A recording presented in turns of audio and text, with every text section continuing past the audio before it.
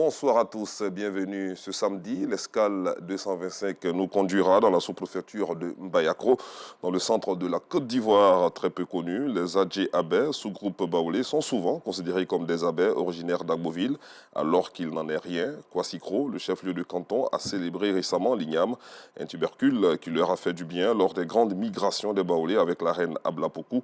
De passage dans ce gros village, nos reporters Théodore Zouzou, Clément Boko, Kader Bachil et Dieudonné Siloué nous feront vivre cette célébration dans notre édition de 19h30.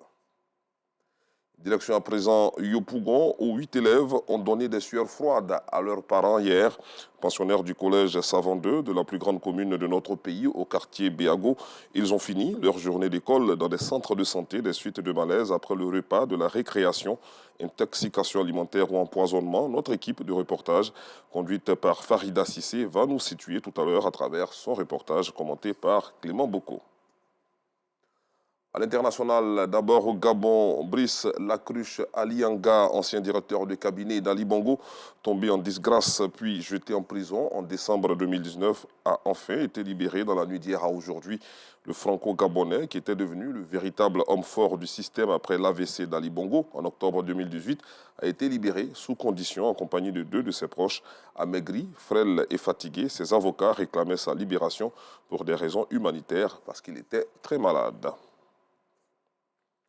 Toujours sur le continent, l'objectif d'un départ des 1400 soldats français du Niger au 31 décembre prochain, comme annoncé fin septembre dernier par le président Emmanuel Macron, sera tenu, a déclaré hier à Niamey le général Éric Ozane, commandant des forces françaises au Sahel, lors d'une conférence de presse commune avec le colonel nigérien Maman Sani Kiaou, chef d'état-major de l'armée de terre. 282 militaires ont déjà quitté le Niger à la date d'aujourd'hui.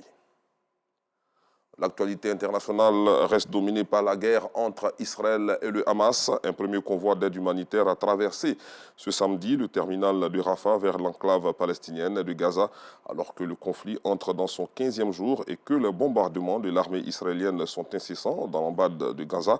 Sous blocus complet depuis 2 semaines, l'aide humanitaire a commencé à passer de l'Égypte via le terminal de Rafah.